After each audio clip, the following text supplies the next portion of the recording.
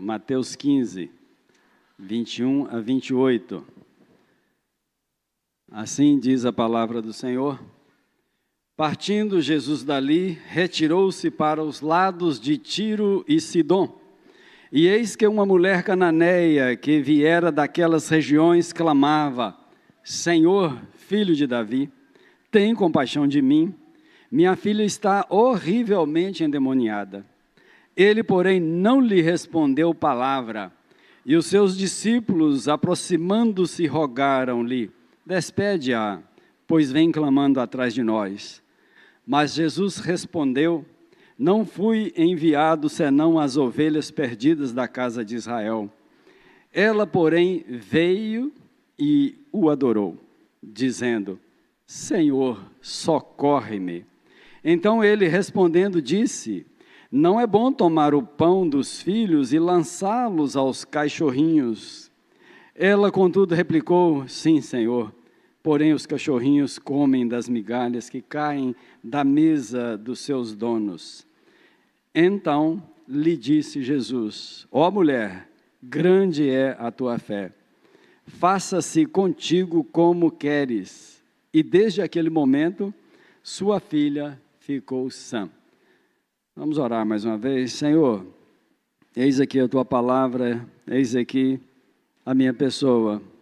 Reconheço que não tenho condições de ir a fundo na tua palavra, perscrutar todas as coisas, porque todos nós somos incapazes, somos limitados. Por outro lado, sabemos que o Senhor usa instrumentos imperfeitos, mas que nas tuas mãos, conforme te aprouver, a tua palavra não voltará vazia. Ao contrário, fará segundo aquilo que o Senhor já propôs para que ela execute. E nós clamamos pedindo ao Senhor isso em nome de Jesus. Amém. Meus irmãos e amigos, esta igreja desde 2023 tem pregado, pregações expositivas, expondo o Evangelho de Cristo conforme Mateus. Isso é feito a cada quadrimestre, o primeiro quadrimestre de cada ano, 23, 24, esse é o terceiro ano. E nós já estamos, então, neste momento, hoje, expondo capítulo 15, versículo 21 a 28. O pastor André pregou de manhã, e ele foi até o versículo 31, mas eu vou pregar esta noite apenas até o versículo 28. Domingo passado de manhã eu preguei sobre o texto anterior, versículo 1 do mesmo capítulo, até o versículo 20.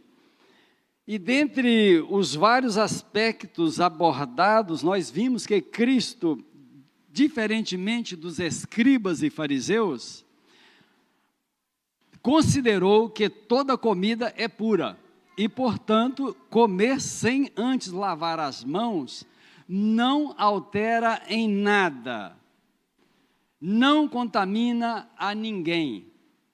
À luz do texto que acabamos de ler, soberanamente Deus trata e pode tratar comigo e com você acerca do fortalecimento da nossa fé. Então, o tema da mensagem é este, que está aí, já deve ter sido colocado diante de vocês.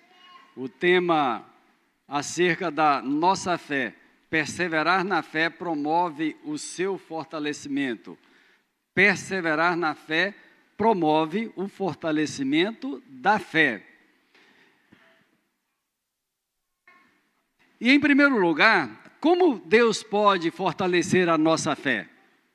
Ele pode fazer o que Ele quiser, mas à luz do texto e aprendendo com o texto, com as ações de Jesus e com as ações da mulher, as ações dos discípulos, eu e você podemos aprender acerca desse fortalecimento da fé. A nossa fé haverá de ser fortalecida, tendo em vista as aflições pelas quais nós passamos e todos nós já enfrentamos, talvez hoje você esteja enfrentando. Em primeiro lugar, Deus pode tratar a nossa fé e fortalecê-la, não respondendo ao nosso clamor imediatamente. E é isso que nós vimos aqui. Versículo 21 diz assim: partindo Jesus dali, retirou-se para os lados de Tiro e Sidom. Segundo os padrões cerimoniais do judaísmo, nós vimos isso domingo passado, qualquer pessoa que não se lavasse adequadamente antes de comer, tornaria a comida impura. E esse era um dos ensinamentos dos escribas e fariseus, que eram a nata do judaísmo nos dias de Jesus. Era um ensinamento recorrente, e à semelhança deles, os outros judeus consideravam impuros todos os gentios. Então, não apenas aquele rito de lavar as mãos para não tornar impura a comida, mas os judeus, em geral, consideravam impuras as pessoas dos outros povos, pertencentes a outros povos, que a gente chama de gentios. E esse versículo nos mostra que o Senhor Jesus colocou em prática aquilo que ele havia confrontado, conforme vimos domingo passado. Você depois pode ler o texto, se você não esteve aqui domingo. E se você conhece o texto, só de dar uma olhada aí você vai saber, vai se colocar no contexto. De que maneira que ele colocou em prática aquilo que ele confrontou, aquilo que ele desmontou? Foi fazer aquilo que eles jamais fariam. Nenhum escriba, nenhum fariseu, nenhum judeu que estivesse lidando com a lei, que tivesse essa condição de ministrar às pessoas, faria isso. Ninguém faria. Mas Jesus deixou aquela terra, deixou aqueles escribas, aqueles fariseus, e foi para os lados de Tiro e Sidom. E ele deixou um ambiente religioso, né? Depois você pode observar isso aí. Religioso, legalista, porque assim eram os escribas e fariseus, os judeus de um modo geral. Então Jesus se retirou dali juntamente com os discípulos para as bandas de Tiro e Sidom. E ele queria realmente fazer algo que jamais alguém faria dentre os judeus. E é impressionante, meus irmãos, a maneira como Deus dirige a história. Eu quero abrir aqui esse parêntese e fechar para dizer que o Senhor age soberanamente e realiza toda a sua vontade, cabalmente e a seu tempo. Nós percebemos aqui essa movimentação de Jesus se dirigindo para aquelas regiões. E então a maneira em que Deus conduz é para alcançar pessoas. Ele concede a sua graça especial a quem Ele quer. As Escrituras Sagradas nos fornecem N exemplos disso. Na verdade, se cada um de nós que está aqui neste tempo, estamos aqui, se você fizer um excurso sobre a tua vida,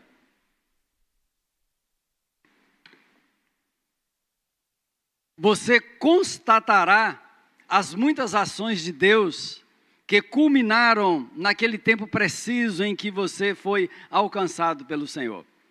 Fazer o excurso é você voltar atrás, começa a pensar, quando foi que aconteceu, se você já se rendeu aos pés de Jesus, quando é que aconteceu, como que aconteceu, como foi o processo durou pouco tempo, você ouviu o Evangelho e logo em seguida reconheceu que era um miserável pecador, uma miserável pecadora e se arrependeu e confessou a Cristo, ou houve um processo mais demorado?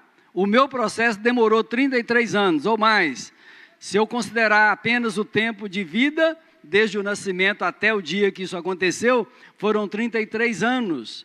Mas considerando que a minha mãe certamente orou por mim, enquanto talvez eu estava no ventre dela, né? Eu acredito que você faz isso, né, Natália?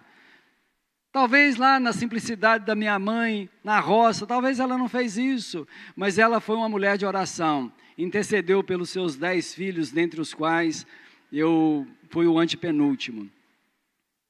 Gerado por ela, e ela me deu a luz, assim como aos outros, né? Intercedeu. Então, cada um de nós teve o seu processo. E num momento preciso, Deus operou essa maravilha na nossa vida. Um exemplo bíblico aqui, por exemplo, João 4, a história da mulher samaritana. Em João 4, 3 e 4 está escrito: deixou a Judéia, quem? Jesus, deixou a Judéia, retirando-se outra vez para a Galiléia. E era-lhe necessário atravessar a província de Samaria. Por que atravessar a província de Samaria? Por que lhe era necessário? Obviamente porque Deus decretara a salvação da mulher samaritana e Jesus, centrado na vontade de Deus, conhecendo a vontade de Deus, passou por Samaria, um povo rejeitado pelos judeus. Os seus discípulos, enquanto cuidavam de outras coisas, Jesus chegou ao poço, fonte de Jacó, e vocês devem conhecer a história, e ele teve aquele diálogo com a mulher samaritana, e ele foi ali para salvá-la, e ele a salvou. Salvou porque o texto declara que ela foi depois proclamar aquilo que Jesus fizera na sua vida, proclamar na aldeia vizinha. Esse é apenas um exemplo, a mulher samaritana, mas essa mulher cananeia aqui é outro exemplo, e nós vamos discorrer sobre esse exemplo à medida que nós formos lendo e comentando e expondo aqui os versículos. Para alcançar essa mulher gentia, Cristo saiu daquela região e foi para as bandas de Tiro e Sidom. Ele partiu para onde ela morava. Ele percorreu mais de 65 quilômetros. E para encurtar esse percurso em 65 quilômetros, ele escolheu, obviamente, as regiões montanhosas. Porque se ele fosse fazer o caminho para dar uma volta, seria uma volta terrível, daria mais de 300 quilômetros. Então a gente entende que ele cortou o caminho e foi 65 quilômetros caminhando, porque o propósito dele era alcançar aquela mulher, não apenas fortalecer a sua fé, mas era uma mulher crente. E eu entendo que ela foi alcançada pela tão grande salvação que o Senhor Jesus nos proporcionou, proporcionando também a ela.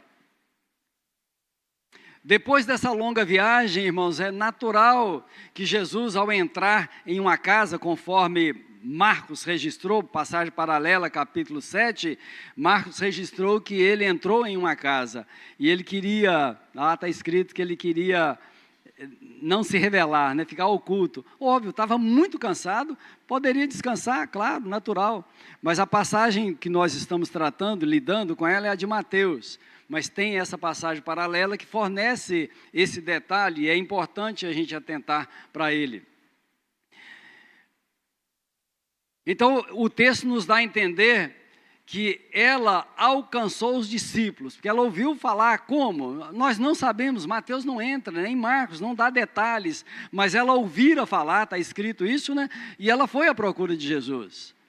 E certamente ela caminhou mais rápido do que eles. Imagina o grupo de discípulos junto com Jesus, caminhando, e ela de repente, em um dado momento, ela os alcança. Se ela os alcançou, é porque ela teve que andar mais rápido. Talvez já ofegando, ela disse, né, conforme nós vimos aqui, nós lemos, ela ia clamando: Senhor, filho de Davi, Senhor, filho de Davi, tem compaixão de mim. A expressão filho de Davi, no Antigo Testamento, referia-se à promessa de que o Messias haveria de vir. E o Messias que haveria de vir seria o descendente de Davi.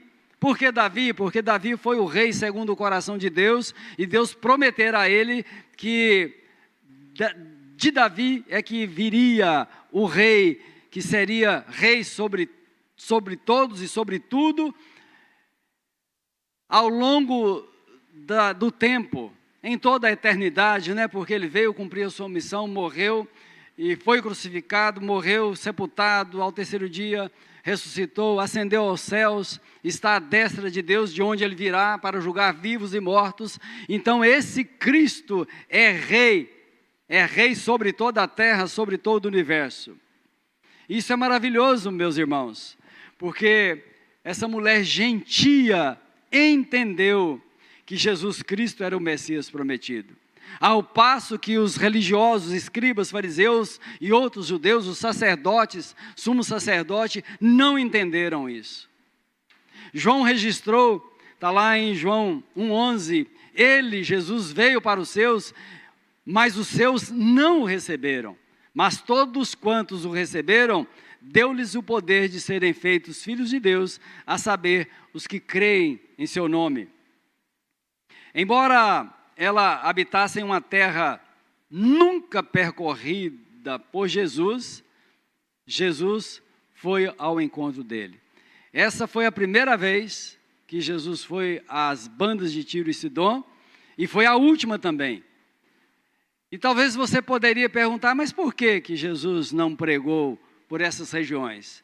Porque ele mesmo disse aqui no texto, nós vamos comentar daqui a pouco, que ele veio senão para a casa de Israel. Em um primeiro momento foi isso mesmo. Vamos ao versículo 22, a parte C, depois que ela clamou e clamava, Senhor, filho de Davi, tem compaixão de mim, minha filha está horrivelmente endemoniada. Horrivelmente, olha o detalhe. Eu não sei se você já viu algum endemoniado ou alguma endemoniada. Eu já participei de, não é exorcismo não, mas em nome de Jesus, né? Não deixa de ser exorcismo nesse sentido, mas é feio, meus irmãos, uma pessoa possessa, por isso que os demônios, Satanás não, porque ele não entra facilmente em qualquer um não, precisa de muita consagração para receber Satanás. Ele é imitador do reino da luz, até nesses termos, e não é bonito. Uma pessoa endemoniada tem muito mais força. Os demônios ou o demônio que estiver ali incorporado faz proezas às vezes. Mas a graça maravilhosa de Jesus é que ele nos dá proteção. Eu já tive umas experiências nesse sentido. Um rapaz forte, praticava essas coisas aí, fisiculturismo. Cara tão forte que se ele me desse talvez um empurrão assim, era perigoso eu capotar mais de uma vez, né? Mas ele endemoniado, ele ficou tão irado, aquele demônio nele. Eu estava acompanhado de um pastor, ele não pôde nos dar um murro nem no pastor nem em mim, ele deu um murro na parede que ele balançou. E ela estava horrivelmente endemoniada. E Marcos registra que era uma menina, né? Lá no finalzinho. E ela clamou por compaixão. Tem compaixão de mim, minha filha está horrivelmente endemoniada. Aqui, irmãos, esse fato, esse desespero dessa mulher, essa situação, nos mostra que ela discerniu. Ela discerniu um problema espiritual. Ela identificou que havia um demônio, pelo menos, em sua filha. Era um problema espiritual. E também aprendemos que essa mãe amava profundamente sua filha. Aprendemos também que ela reconheceu que a solução estava em Cristo. Por isso ela foi atrás. Por isso ela foi clamando. E clamando ao ponto de os discípulos falar com Jesus, despede-a. Ela não parou de clamar. Senhor, filho de Davi. Ela estava agindo. E em suas ações rompeu as barreiras, inclusive culturais. Ela, como mulher gentia, aproximar-se dos discípulos judeus, discípulos de Cristo, e do próprio Cristo, a quem ela reconheceu como Senhor, como Filho de Davi, o Messias prometido, e agora entre eles, entre os judeus especificamente, mas ela tendo aquela maravilhosa oportunidade, eu fico pensando, fiquei meditando, e medito aqui junto com os irmãos, sobre a sua determinação em buscar o Senhor da bênção e buscar a bênção. Aqui nós vemos o inverso do que a gente vê hoje. Vemos muito as pessoas buscando as bênçãos de Deus, falando em bênçãos, bênçãos e mais bênçãos. E às vezes o Deus da bênção, quase nada, né? Essa mulher não. Ela procurou o Senhor, reconhecendo o seu senhorio, reconhecendo que ele era o Filho de Deus, o Messias prometido, filho de Davi. Versículo 23a diz assim: ele, porém, não lhe respondeu palavra. Então nós estamos aí vendo o silêncio de Deus, né? Não respondeu palavra. Em um primeiro momento, meus irmãos, o silêncio de Jesus deve ter sido desesperador para aquela mulher. Que pensamentos perpassaram sua mente? Sua filha precisava urgentemente ser libertada da opressão maligna. Nem é apenas opressão, é possessão mesmo. Precisava urgentemente, mas Jesus não respondeu palavra alguma. O sofrimento da filha era o seu sofrimento. Mas além do silêncio do Senhor, ela enfrentou o desprezo dos discípulos. Pois eles disseram a Jesus: despede-a. Despede-a. Em vez de rogar a Jesus que atendesse aquela mulher, eles disseram: despede-a. Mas de forma resoluta, determinada, a mulher avançava confiantemente em busca do Senhor Jesus, em busca do Filho de Davi, em busca da solução do problema da filha que também a atingia profundamente. O silêncio de Jesus e a indesejável atitude dos discípulos não lhe abateram. O Senhor fortalece a nossa fé, irmãos, não apenas por meio do silêncio, mas em segundo lugar, dizendo não à nossa súplica. Versículos 24 e 25. Mas Jesus respondeu: não fui enviado senão às ovelhas perdidas da casa de Israel. Esse versículo, por exemplo, por enquanto. Depois de um tempo, o Senhor rompe o silêncio. Não sabemos quantos metros ou, sei lá, se quilômetros ou um ou mais, Jesus caminhou com ela clamando atrás deles. Não sabemos, atrás deles, né? Não sabemos. Mas ele permaneceu em silêncio durante um tempo. E depois ele rompe o silêncio dizendo: não fui enviado senão às ovelhas perdidas da casa de Israel. Ou seja, essas palavras, parafraseando aqui, seria: eu vim para as ovelhas perdidas da casa de Israel e não para os gentios. É isso que significa essas frases ditas por Jesus. E de fato, meus irmãos, em um primeiro momento, ele veio para o que era seu, conforme citamos João 1,11. E Jesus pregou mesmo em toda a Canaã, em todas aquelas províncias. E ele percorreu todas as regiões, pregando o Evangelho. Em Tiro e Sidom ele não pregou. Em outras cidades gentias ele não pregou. Ele mesmo, ao imprecar sobre cidades que ouviram a mensagem do Evangelho e também os milagres, presenciaram os milagres de Jesus, e ele diz assim: ai de ti, Corazim, ai de ti, Betsaida, porque se em Tiro e em Sidom se tivesse operado os milagres que em vós se fizeram, há muito que elas se teriam arrependido com pano de saco e cinza. Deus é soberano.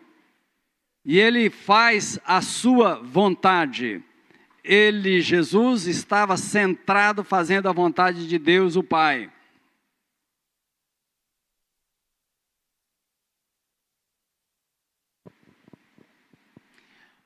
Quanto aos judeus, aos israelitas, Paulo escreveu, por exemplo, em Romanos 9, 4 e 5, eles são israelitas, pertence-lhes a adoção e também a glória, as alianças, a legislação, o culto e as promessas, deles são os patriarcas e também deles descende o Cristo segundo a carne.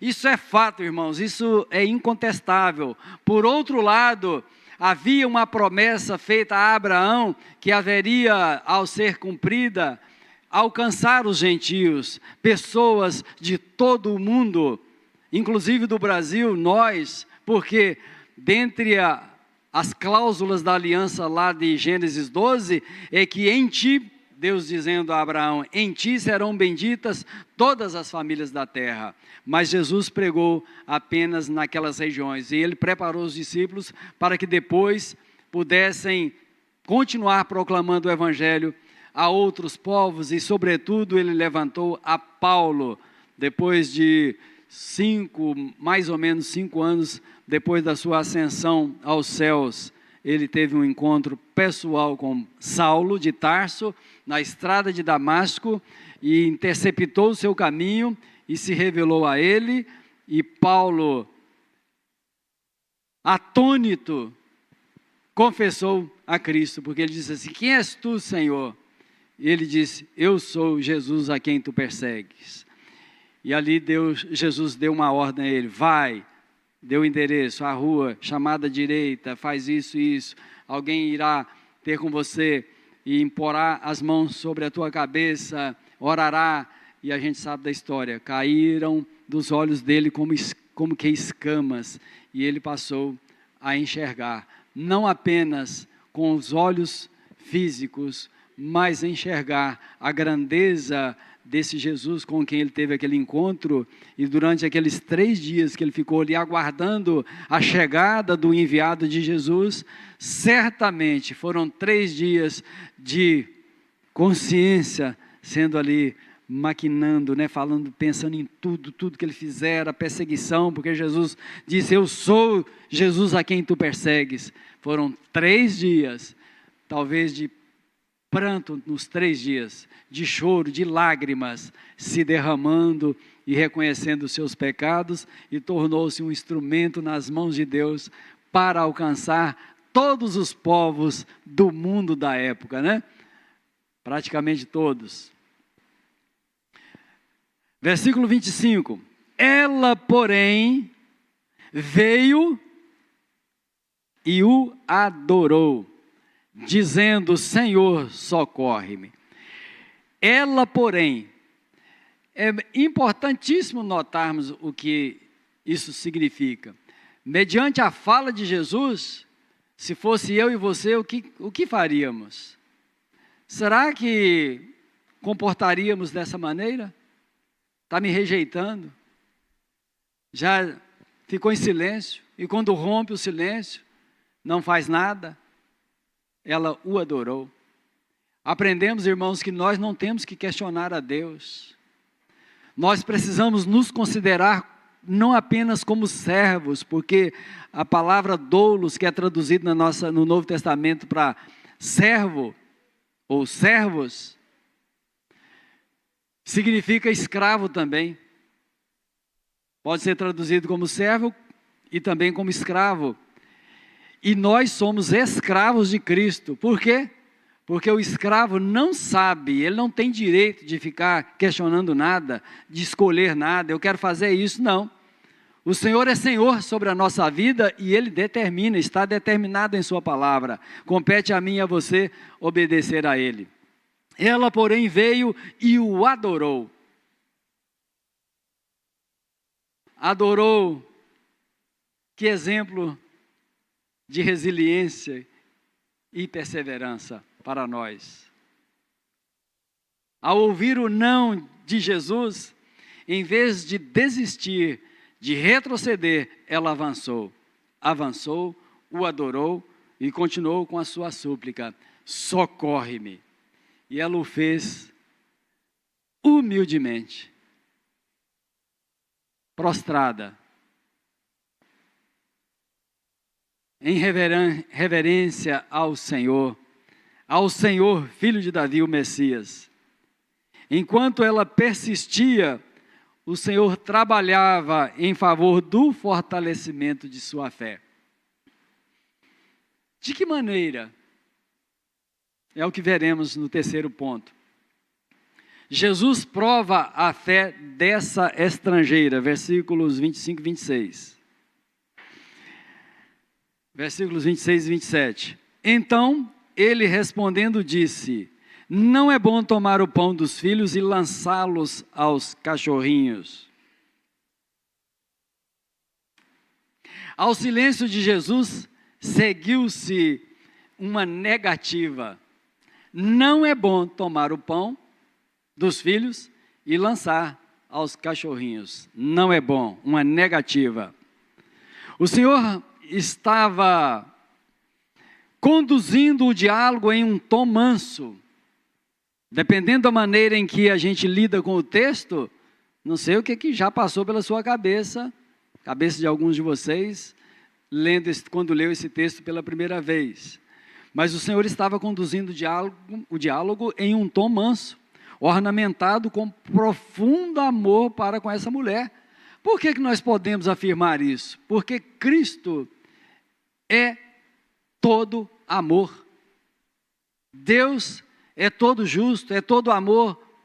Em todos os seus atributos, Ele é perfeito. Então Cristo nunca, jamais fez acepção de pessoas. Ele estava tratando com essa mulher. Aparentemente, não é isso que o verso 26 demonstra.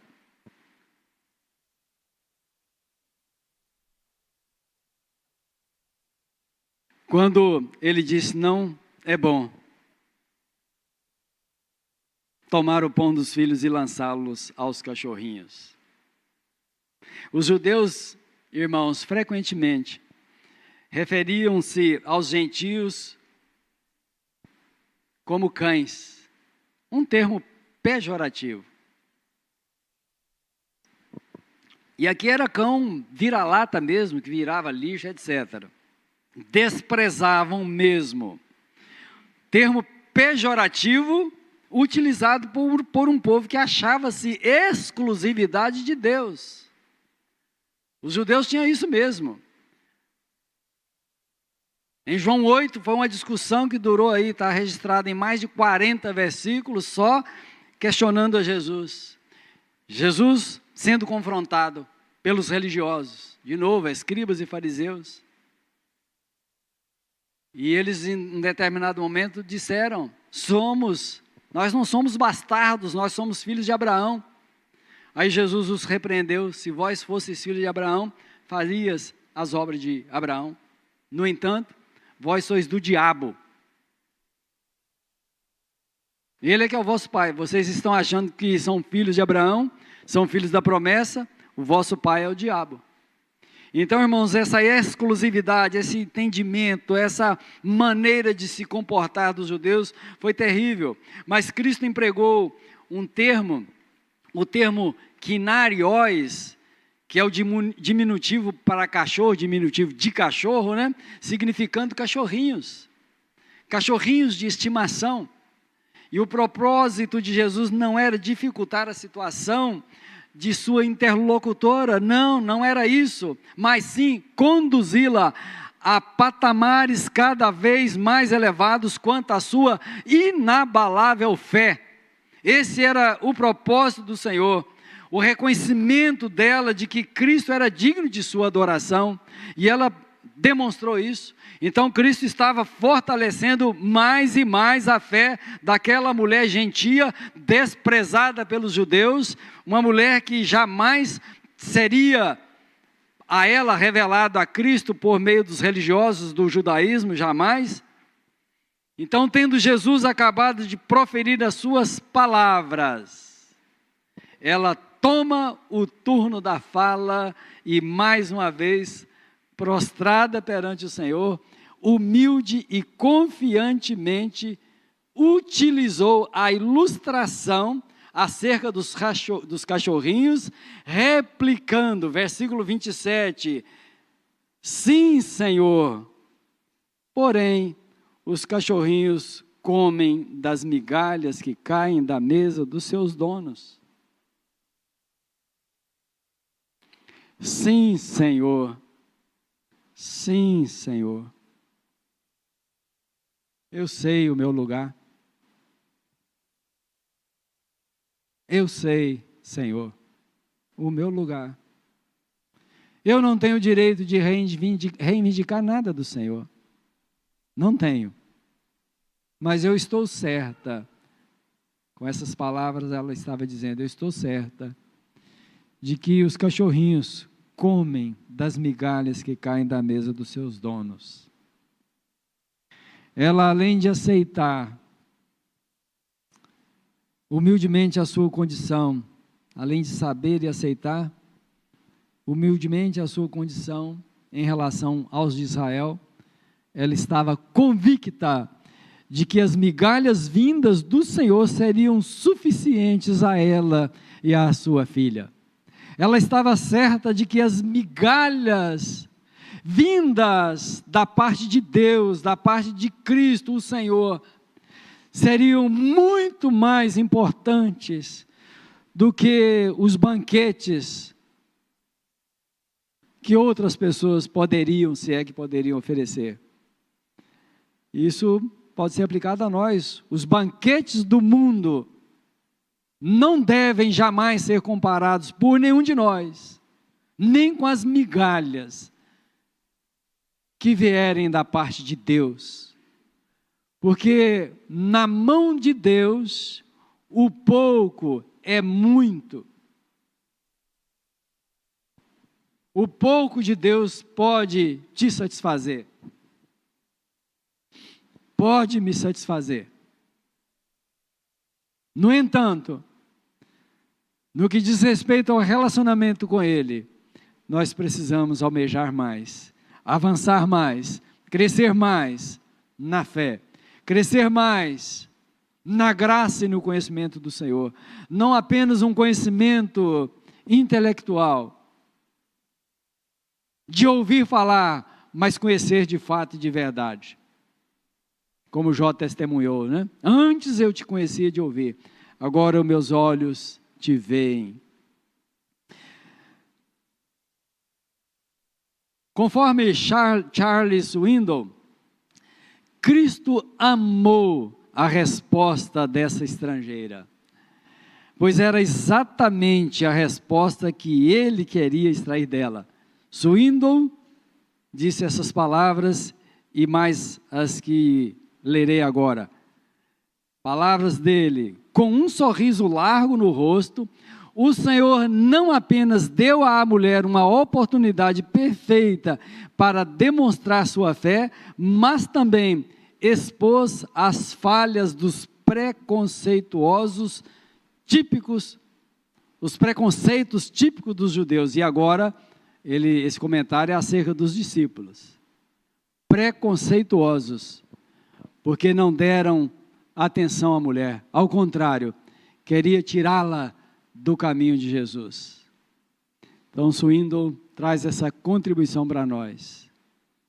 Jesus amou a resposta que ela deu, com um sorriso no rosto, porque ouviu exatamente aquilo que ele queria ouvir.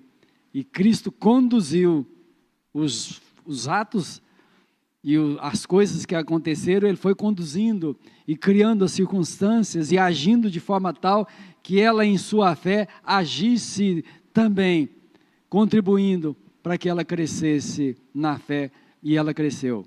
Em quarto e último lugar, Jesus aprova a fé dessa estrangeira. Versículo 28 nos diz: então lhe disse Jesus: ó mulher, grande é a tua fé, faça-se contigo como queres.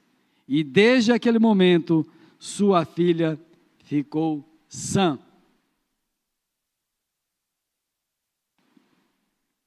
Lá em Marcos 7,30 está escrito, eu transcrevi aqui, ao finalzinho da passagem paralela a essa, está escrito: voltando ela para casa, achou a menina sobre a cama, pois o demônio a deixara. Que maravilha, meus irmãos, que libertação. Uma pessoa possessa de um espírito demoníaco, como eu já disse, não é nada agradável de se ver, nem de ver é agradável, claro, não é agradável, mas é assim, é uma situação terrível, triste demais, uma pessoa possessa. E agora liberta, que alegria no coração dessa mãe, que alegria para aquela menina, recobrar agora as suas faculdades mentais, e poder trabalhar ajudando ali a mãe, dentro de casa. Era uma menina, não sabemos que idade, que seja 10, 11, 12 anos, liberta da possessão demoníaca. Muitas foram as lutas daquela mulher gentia, mas o Senhor, além de atender ao clamor dela, desprezada pelos discípulos, Ele fortaleceu sobremaneira a sua fé nele. Uma fé autêntica, uma fé fundamentada na pessoa do Senhor e Salvador Jesus Cristo. E agora, irmãos, eu quero com vocês pensar sobre a pergunta: como podemos aplicar o que aprendemos com os personagens dessa história? Não podemos desistir nunca. Ainda que os ventos não nos sejam favoráveis, devemos prosseguir de fé em fé. Preste atenção no verbo dever. Devemos ter os nossos olhos voltados para o alto, voltados para Cristo, pois Ele está conosco no barco da vida e jamais nos abandonará. B, não devemos, negativo agora, não devemos imitar a ação dos discípulos nesse episódio, pois eles desprezaram a mulher. Eles não se importaram com a dor alheia, não se importaram com o sofrimento de uma mulher e o sofrimento de sua filha. Ao contrário, devemos compadecer de quem sofre. Devemos olhar para o sofrimento do nosso próximo, não alheios a esses sofrimentos, mas com um olhar de misericórdia. Devemos colocar o nosso coração na miséria do próximo. Misericórdia é isso, né? Colocar o coração na miséria do outro. Devemos e não devemos. Vimos várias vezes, né? O verbo devemos e uma proibição, não devemos. Essa forma do verbo, meus irmãos, do verbo dever, indica uma obrigação, no caso afirmativo, e no negativo, é a obrigação de não fazer tal como eles fizeram. Portanto, requer de mim e de você atitudes inerentes a cada emprego do verbo. Se você prestou atenção, você sabe o que a gente leu aqui, né? Não basta nos conscientizarmos. Nós, irmãos, somos muitos disso, né? Nos conscientizamos. A gente vem a EBD, culto, palavra e mais palavra, e às vezes a gente sai daqui e a vida continua. E às vezes nós deixamos de crescer na nossa fé, porque negligenciamos muitas vezes o dever de colocar em prática aquilo que o Senhor nos chama a fazer, a colocar em prática. Faz-se necessário, então, irmãos, agirmos estendendo a nossa mão a quem o Senhor colocar no nosso caminho. Não tenham dúvida disso. O Senhor coloca pessoas no nosso caminho. E coloca mesmo. Às vezes você está num lugar, você não está nem esperando, aí uma pessoa te aborda. Eu tenho essas experiências aí muitas vezes. Ô moço, e pede alguma coisa. e sempre que eu posso eu ajudo. Não gosto de negar, não. Às vezes a pessoa quer apenas que compra uma bacia de batata, sei lá, de tomate, coisas desse tipo na feira. Não custa nada. Eu estou comprando para minha casa, por que eu não posso comprar para quem está pedindo, né? Nós não podemos encolher as mãos. As mãos do Senhor estão estendidas ao nosso favor. Ele nos tem abençoado sobremaneira, a gente precisa de abençoar também. Atentemos então, irmãos, à ordem de Deus contida em Atos 20, 35, aspas, tenho-vos mostrado em tudo que, trabalhando assim, é mister socorrer os necessitados e recordar as palavras do próprio Senhor Jesus.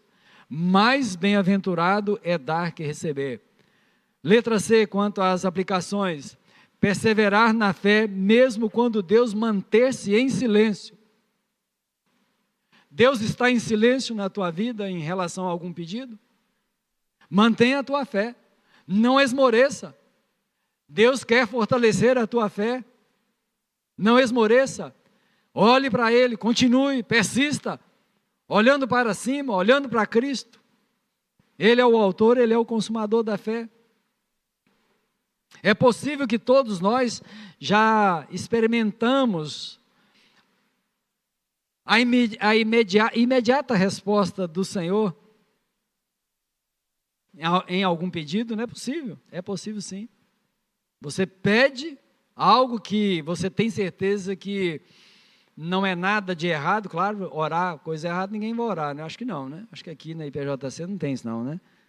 Pedir o que não deve, né? A gente deve pedir de acordo com a vontade do Senhor, mesmo que a gente naquele momento a gente não saiba, né? Mas a gente deve orar segundo aquilo que edifica, que pode agradar ao Senhor.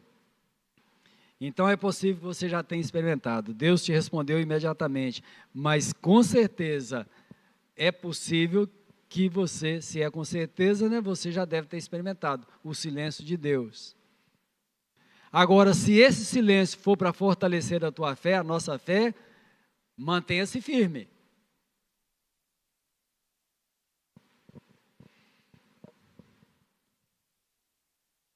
Diante do silêncio de Deus, o que eu tenho feito? O que você tem feito? Desistido ou persistido? Perseverando na caminhada? Perseverando em intercessão? Orando por alguém? Você continua orando, por exemplo, pela regeneração de um filho ou de uma filha? Ou você desistiu dele ou dela? Persevere, meus irmãos, e continue crendo que o Senhor te responderá favoravelmente. E aqui eu quero pedir permissão, porque é conhecido dos líderes aqui da igreja. Quando eu digo líderes, porque temos o PG de pastores, temos o PG lá que eu lidero, temos EBD, temos grupo de oração, reunião de culto de oração e PGs, reunião do conselho, eu tenho compartilhado. Permitam-me então dizer, tenho 3 filhas, sendo que a do meio, aos 15 anos de idade, professou sua fé perante a igreja presbiteriana aqui no bairro de Fátima. Professou a fé. Posteriormente parou de congregar. Digamos que tenha caminhado 5 anos, 4, 3, arredondando aqui para 20. Hoje ela está com 40 e vai fazer 44 em agosto. Cerca de 34, 35 anos, em que eu e minha esposa oramos por ela. Oramos. Estou pedindo permissão, meus irmãos, porque eu tenho dito isso aqui, eu tenho pedido nesses grupos. Peço aqui publicamente, ore por ela. E enquanto houver fôlego de vida em nós, me referindo aqui a mim e a minha esposa, nós continuaremos nessa intercessão por ela. Nós cremos que ela também é filha da promessa. Eu creio que ela é filha da promessa. Portanto, não esmoreceremos. Aconselho a você, não esmoreça. Persevere em oração. Essa regra é válida para os demais pedidos. D. Todos nós enfrentamos problemas. Todos nós sofremos, todos nós passamos por aflições, mas a maneira em que cada um de nós age pode ser diferente. Mas as primeiras atitudes daquela mulher nos mostram o que devemos fazer. Conforme nós meditamos à luz do texto, né? Essa mulher não cruzou os seus braços, ela ouviu falar de Jesus e ela se dirigiu ao encontro dele, foi atrás até alcançar a Cristo e recebeu da parte dele aquilo que ela queria, aquilo que ela almejava, aquela causa nobre que ela precisava alcançar, aquele problema terrível que ela precisava resolver. Ela não tinha condição de resolver, mas sabia quem o podia. E ela alcançou da parte do Senhor. A atitude dela nos remete a Isaías 55:6, que diz assim: buscai o Senhor enquanto se pode achar, invocai-o enquanto Ele está perto. E eu quero dedicar esse versículo a você que porventura esteja aqui ou esteja assistindo pela internet, ou venha a ouvir essa palavra. É bem específica para quem ainda não foi alcançado pelo Senhor. Agora, não estou falando de bênçãos materiais, estou falando da maior bênção que uma pessoa pode receber, que é a bênção da salvação. Se porventura houver entre nós alguém que ainda não foi alcançado pela tão grande salvação do Senhor, hoje é o dia aceitável, é o dia de confessar a Cristo, confessar que é pecador, que é pecadora.